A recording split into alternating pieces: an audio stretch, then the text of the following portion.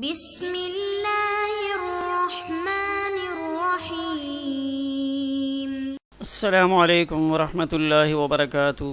معزز طلباء کرام، امید ہے آپ سب بخیر و عافیت ہوں گے۔ آج ہم سیاہ ستہ کی عظیم المرتبت کتاب سنن ابن ماجہ کے سبق نمبر 42 کو پڑھنے جا رہے ہیں، اور ہمارے آج کے سبق کا عنوان ہے مقدمہ کی حدیث نمبر 18، اور حدیث پاک کا مشہور جملہ یہ ہے: لا تبتاعوا الذهب بالذهب الا مثلا بمثل۔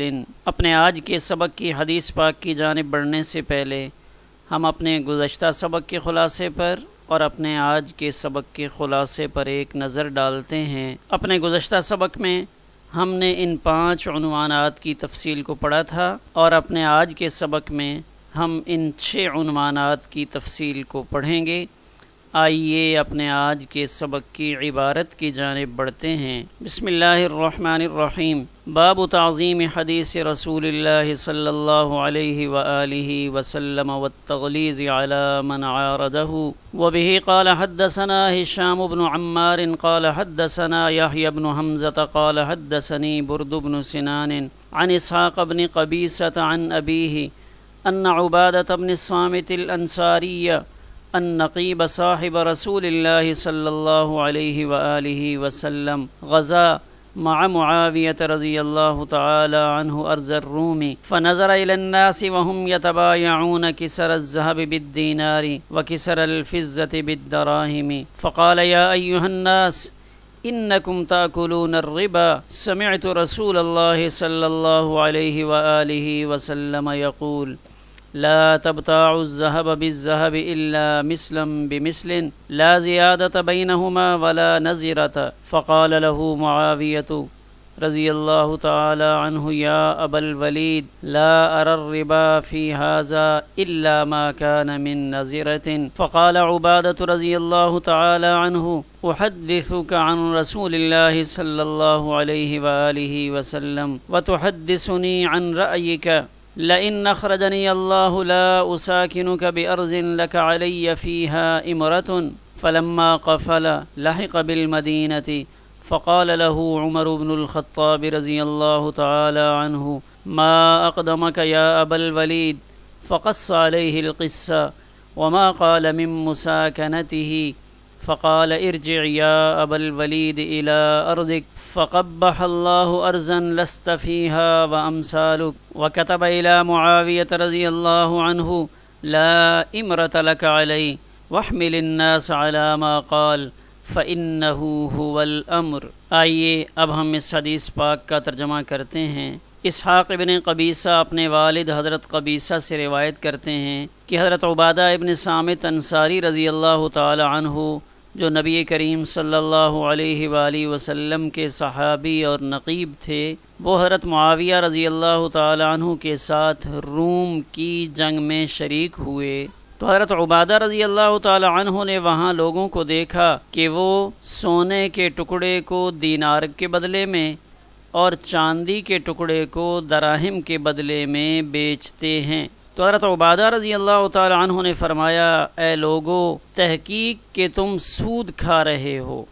کیونکہ میں نے رسول اللہ صلی اللہ علیہ وآلہ وسلم کو یہ فرماتے ہوئے سنا ہے کہ سونے کے بدلے میں خرید و فروخت مت کرو الا مثلا بمثل، مگر برابر سرابر، کہ نہ اس میں زیادتی ہو اور نہ مہلت ہو، یعنی ہاتھوں ہاتھ ہو۔ تو حضرت معاویہ رضی اللہ تعالی عنہ نے حضرت عبادہ ابن صامت رضی اللہ تعالی عنہ سے کہا: یا ابا الولید، اے ابو الولید، میری رائے میں تو یہ سود نہیں مگر وہ جس میں مہلت ہو، یعنی نقدہ نقدی میں تفاضل جائز ہے۔ تو حضرت عبادہ رضی اللہ تعالی عنہ نے فرمایا کہ میں آپ کے سامنے رسول اللہ صلی اللہ علیہ وآلہ وسلم کی حدیث بیان کرتا ہوں اور آپ اپنی رائے ظاہر کرتے ہیں۔ اگر اللہ تعالیٰ مجھے اس جنگ سے صحیح سلامت نکالے تو میں آپ کے ساتھ ایسی زمین میں جس میں مجھ پر آپ کی حکومت ہو نہیں رہوں گا، لا اساکنوں کا، آپ کے ساتھ نہیں رہوں گا۔ فلما قفل، پھر جب جہاد سے یہ حضرات واپس لوٹے تو حضرت عبادہ رضی اللہ تعالی عنہ مدینہ منورہ میں واپس آ گئے، تو سیدنا عمر بن الخطاب رضی اللہ تعالی عنہ نے ان سے پوچھا کہ اے ابو الولید، آپ یہاں کیوں چلے آئے؟ تو حضرت عبادہ رضی اللہ تعالی عنہ نے حضرت عمر رضی اللہ تعالی عنہ کے سامنے وہ سارا قصہ بیان کیا، اور انہوں نے بیان کیا اس چیز کو جو کچھ انہوں نے حضرت معاویہ رضی اللہ تعالی عنہ کے ساتھ رہنے کے بارے میں کہا، یعنی میں حضرت معاویہ رضی اللہ تعالی عنہ سے یہ کہہ کر واپس آیا ہوں کہ جہاں تک آپ کی حکومت ہوگی وہاں تک میں نہیں رہوں گا۔ تو سیدنا عمر بن الخطاب رضی اللہ تعالی عنہ نے حضرت عبادہ ابن صامت رضی اللہ تعالی عنہ سے فرمایا، اے ابو الولید، آپ اپنے ملک میں لوٹ جائیں، اس لیے کہ اللہ تعالیٰ اس زمین کو جس میں آپ اور آپ جیسے لوگ نہیں ہوں گے برا کر دے گا۔ اور سیدنا عمر بن الخطاب رضی اللہ تعالی عنہ نے حضرت معاویہ رضی اللہ تعالی عنہ کو خط لکھا کہ آپ کا کوئی حکم حضرت عبادہ رضی اللہ تعالی عنہ پر نہیں چل سکتا، وَاحْمِلِ النَّاسِ، اور آپ لوگوں کو اس چیز پر ابھاریں جو حضرت عبادہ رضی اللہ تعالی عنہ نے کہی ہے، فَإِنَّهُ هُوَ الْأَمْرُ، اس لیے کہ صحیح حکم وہی ہے۔ اس حدیث پاک کا ترجمہ کرنے کے بعد اب ہم اس حدیث پاک کے راویوں کے احوال پر ایک نظر ڈالتے ہیں۔ اس حدیث پاک کے پہلے راوی ہشام ابن عمار السلمی الدمشقی ہیں، جو الخطیب کے نام سے بھی معروف ہیں، 245 ہجری میں وفات پائی اور 10ویں طبقہ کے روات میں سے ہیں۔ اس سند کے دوسرے راوی یحییٰ ابن حمزہ ابن واقد الحضرمی ہیں، جو ابو عبد الرحمن الدمشقی کے نام سے معروف ہیں، یہ قاضی بھی تھے، ثقہ راویوں میں سے ہیں، ان کی نسبت قدریہ کی طرف کی جاتی ہے، 8ویں طبقہ کے راویوں میں سے ہیں، 183 ہجری میں وفات پائی۔ اس سند کے تیسرے راوی برد ابن سنان ہیں۔ برد ابن سنان ابو العلا الدمشقی کے نام سے معروف ہیں، بصرہ میں تشریف لائے تھے، صدوق ہیں، ان کی طرف بھی قدریہ ہونے کی نسبت کی جاتی ہے، 5ویں طبقہ کے روات میں سے ہیں۔ اس سند کے چوتھے راوی اسحاق ابن قبیصہ ابن زعیب ہیں، جو خزاعی اور شامی ہیں، صدوق ہیں، کبھی کبھی حدیث کا ارسال بھی کرتے ہیں، چوتھے طبقہ کے روات میں سے ہیں، بعض نے ان کو چھٹے طبقہ کے روات میں شامل کیا ہے۔ 120 ہجری کے قریب میں وفات پائی۔ یہ اپنے والد حضرت قبیصہ ابن زعیب سے روایت کرتے ہیں۔ ابن حلحلہ الخزاعی، جو ابو سعید المدنی کے نام سے معروف تھے، دمشق میں تشریف لائے اور صحابہ کرام کی اولاد میں سے ہیں، اور ان کے بارے میں کہا جاتا ہے کہ انہوں نے نبی کریم صلی اللہ علیہ وآلہ وسلم کی زیارت کا شرف حاصل کیا، اور عام الفتح یعنی فتح مکہ کے سال پیدا ہوئے، آپ کا سن پیدائش سن 8 ہجری ہے، تو گویا کہ انہوں نے اپنے بچپن کی حالت میں آپ کی زیارت کی ہے۔ امام عجلی فرماتے ہیں کہ یہ تابعی ہیں، مدنی ہیں، ثقہ ہیں، سن 83 ہجری میں وفات پائی۔ اس سند میں سیدنا عبادہ ابن صامت ابن قیس الانصاری رضی اللہ تعالی عنہ، جو قبیلہ خزرج سے تعلق رکھتے ہیں، ابو الولید آپ کی کنیت تھی، مدینہ منورہ کے رہنے والے تھے، نقبائے صحابہ میں سے ہیں، ای نقیب الانصار لیلۃ العقبہ، یعنی ان نقبہ اور سرداروں میں سے ہیں جو لیلہ عقبہ میں نبی کریم صلی اللہ علیہ وآلہ وسلم کی خدمت اقدس میں حاضر ہوئے۔ سیدنا عبادہ ابن صامت رضی اللہ تعالی عنہ سے 181 روایات منقول ہیں۔ ان کے بارے میں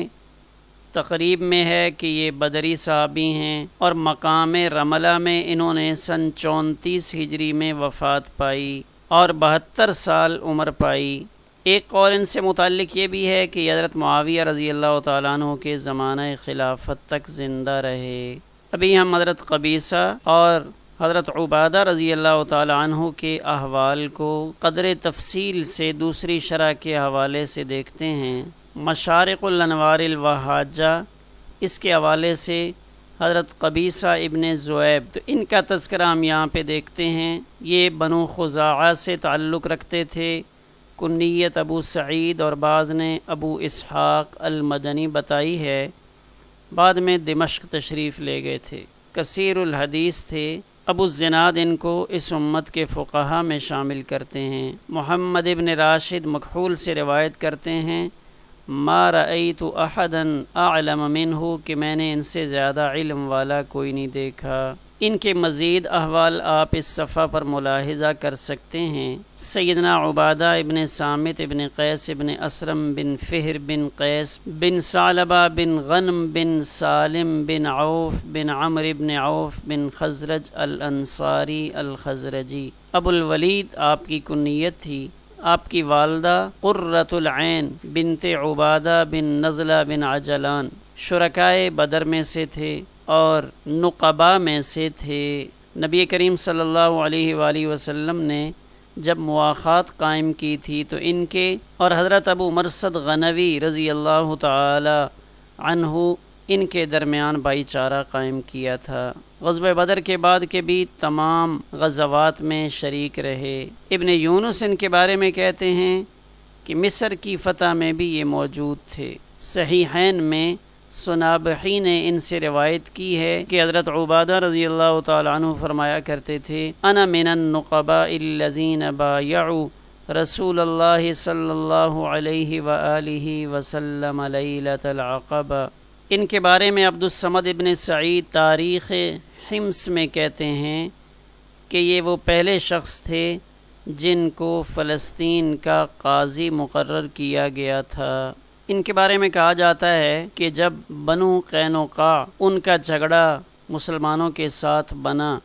جو معاملہ عبداللہ ابن ابی کی طرف سے پیش آیا تھا، تو اس وقت یہ عبداللہ ابن ابی کے حلیف تھے۔ تو اس وقت حضرت عبادہ ابن صامت رضی اللہ تعالیٰ عنہ اٹھے اور عبداللہ ابن ابی کے ساتھ جو ایک دوستی کا معاہدہ تھا، خلعہم، اس کو اتار پھینکا اور جو حلف تھی اس سے برات کا اظہار کیا اور نبی کریم صلی اللہ علیہ وآلہ وسلم کی طرف چلے آئے۔ تو ان کے اس عمل پر کہ انہوں نے عبداللہ ابن ابی جو رئیس المنافقین تھا اس کا ساتھ چھوڑا، تو اللہ تعالیٰ نے یہ آیت نازل فرمائی، یا ایھا الذین آمنوا لا تتخذوا الیہود والنصارى۔ ان کے مزید احوال آپ یہاں اس صفحے پر بھی اور ان اگلے 2 صفحات پر ملاحظہ کر سکتے ہیں۔ اس حدیث پاک کی سند کے روات پر ایک نظر ڈالنے کے بعد اب ہم اس حدیث پاک کی شرح کی جانب بڑھتے ہیں۔ یہ سند امام ابن ماجہ رحمہ اللہ تعالیٰ کی سداسیات میں سے ہے اور اس سند کے 4 راوی وہ شام سے تعلق رکھتے ہیں اور 2 راویوں کا تعلق مدینہ منورہ سے ہے۔ تو حضرت عبادہ ابن صامت رضی اللہ تعالیٰ عنہ کے بارے میں آتا ہے کہ غزوہ میں شریک ہوئے اور جہاد کیا، اور اس جہاد میں حضرت معاویہ ابن ابی سفیان رضی اللہ تعالی عنہما بھی ان کے ساتھ تھے، اور یہ زمانہ سیدنا عمر بن الخطاب رضی اللہ تعالی عنہ کا ہے، اور یہ لشکر حضرت عمر بن الخطاب رضی اللہ تعالی عنہ نے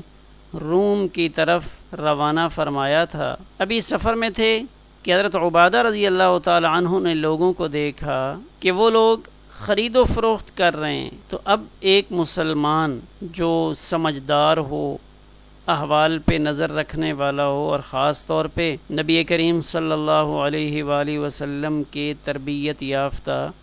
صحابہ اکرام رضوان اللہ علیہم اجمعین کا مزاج تو ایسا تھا کہ وہ دین کے معاملے میں نگرانی بھی پوری کرتے تھے اور ذرہ برابر کوتاہی کمی کو برداشت نہیں کرتے تھے۔ تو انہوں نے دیکھا کہ یہ لوگ خرید و فروخت کرتے ہیں، تو اب انہیں اس خرید و فروخت میں کچھ کھٹکا ہوا۔ یبیع بعضهم لبعض، کہ ان میں سے ایک دوسرے کے ساتھ سودا کرتا ہے۔ کسر الذہب، سونے کے ٹکڑے، یعنی سونے کے مختلف چھوٹے چھوٹے ٹکڑے ایک شخص لے کے آتا ہے اور وہ دے کر دینار لے لیتا ہے، یعنی سونے کے ٹکڑوں کو دینار کے بدلے میں فروخت کرتا ہے۔ تو اگر صرف فروخت ہوتی اور اصولوں کے مطابق ہوتی تو پھر تو اس پہ کوئی اعتراض نہیں تھا، لیکن چونکہ یہاں حضرت عبادہ ابن صامت رضی اللہ تعالی عنہ نے غلطی کو نوٹ کیا کہ اس خرید و فروخت میں کچھ غلط ہو رہا ہے، اور وہ غلط کیا ہو رہا ہے کہ یہ حضرات ان ٹکڑوں کو سونے کے دینار کے بدلے میں بیچ رہے ہیں، عدن گنتی کر کے، لا وزنن وزن کر کے نہیں بیچ رہے، کیونکہ اگر وزن کر کے بیچ رہے ہوتے تو بے صحیح ہوتی، اگر وزن میں مماثلت ہوتی، لیکن حضرت عبادہ ابن صامت رضی اللہ تعالی عنہ کے بولنے کی نوبت اسی وجہ سے آئی کہ وہاں وزن نہیں ہو رہا تھا، یعنی سونے کے ٹکڑے دینار کے بدلے میں بیچے جا رہے تھے، اب دینار اور سونے کے ٹکڑے ان کا وزن برابر نہیں تھا۔ اسی طرح وہ لوگ چاندی کے ٹکڑوں کو بیچ رہے تھے دراہم کے بدلے میں، اور یہاں بھی عدن لا وزنن کہ چاندی کے ٹکڑے ان دراہم کے بدلے میں گنتی کر کے بیچے جا رہے تھے، وزن کر کے نہیں بیچے جا رہے تھے۔ تو حضرت عبادہ ابن صامت رضی اللہ تعالی عنہ نے جب یہ دیکھا کہ یہاں تو غلطی ہو رہی ہے، اس غلطی کو دیکھ کر حضرت عبادہ ابن صامت رضی اللہ تعالی عنہ نے خاموشی اختیار نہیں فرمائی، بلکہ اعلانیہ طور پہ یہ کہا، یا ایھا الناس انکم تاکلون الربا، اے لوگو تم سود کھا رہے ہو، ای تاخذون الزیادۃ فی احد العوزین، کہ تم عوزین میں سے کسی ایک کے اندر زیادتی کو لے رہے ہو، یعنی ایک کو سونا کم مل رہا ہے، ایک کو زیادہ مل رہا ہے۔ اب یہ زیادتی دینار والے کی بھی ہو سکتی ہے اور سونے کے ٹکڑے والے کی بھی ہو سکتی ہے، لأن المماثلة انما تعتبر في النقدین بالوزن، اس لیے کہ مماثلت کا اعتبار نقدین یعنی سونے چاندی میں وزن کے ساتھ ہوتا ہے، لا بالعد گنتی کے ساتھ نہیں ہوتا۔ اور یہاں سیدنا عبادہ ابن صامت رضی اللہ تعالی عنہ نے دلیل بھی پیش فرمائی، اور دلیل میں یہ فرمایا کہ میں آپ لوگوں کو اس وجہ سے منع کر رہا ہوں کہ میں نے رسول اللہ صلی اللہ علیہ وآلہ وسلم کو یہ فرماتے ہوئے سنا ہے، لا تبتاعوا، کہ تم آپس میں خرید و فروخت نہ کرو، ای لا تبیعوا الذهب بالذهب الا ان یکون مثلا بمثل، کہ تم سونے کو سونے کے بدلے میں نہ بیچو مگر یہ کہ وہ برابر سرابر ہو، حالت کون المثلین، اس حال میں کہ وہ دونوں برابر ہوں، لا زیادت بینہما، اور ان دونوں کے درمیان زیادتی نہ ہو، ای لا زیادت لأحدہما علی الآخر، کہ ان میں سے ایک کو دوسرے سے زیادہ نہ ملے۔ اور دوسری بات آپ نے یہ ارشاد فرمائی، وحالت کونہما لا نظیرۃ، کہ اس میں مہلت نہ ہو، ای لا انذار ولا تاخیر ولا تعجیل لأحد العوزین، کہ عوزین میں سے کوئی ایک بھی مؤخر نہ کرے، دونوں موقع پہ ادائیگی کریں، لأن شرط صحت البیع فی بیع النقدین، اس لیے کہ نقدین کی بیع میں اس بیع کے صحیح ہونے کے لیے یہ بات شرط ہے، المماثلۃ فی الوزن والتقابض والحلول اذا اتحد الجنس، کہ جب ان دونوں کی جنس ایک ہو تو پھر وزن میں بھی مماثلت ہوگی، وزن بھی برابر ہو، دونوں طرف مثلا ایک ایک تولہ ہو۔ اسی طرح قبضے کے اندر بھی شرط ہوگی کہ ایک ہاتھ سے دیں اور ایک ہاتھ سے لیں۔ اس حدیث پاک کی مزید تشریح ہم اپنے اگلے سبق میں پڑھیں گے۔ اب ہم اپنے آج کے سبق سے متعلق تمرینی سوالات پر ایک نظر ڈالتے ہیں۔ پہلا سوال یہ ہے کہ یہ واقعہ کس دور میں پیش آیا؟ دوسرا سوال یہ ہے کہ سیدنا عبادہ رضی اللہ تعالی عنہ نے اس معاملے سے صرف نظر کیوں نہیں کیا؟ تیسرا سوال یہ ہے کہ حدیث پاک میں یہ مثلاً بمثلٍ کی قید کا کیا مطلب ہے؟ آخر میں ہم اپنے آج کے سبق کے خلاصے پر ایک نظر ڈالتے ہیں۔ ہمارا آج کا سبق الحمدللہ اسی پر مکمل ہوا۔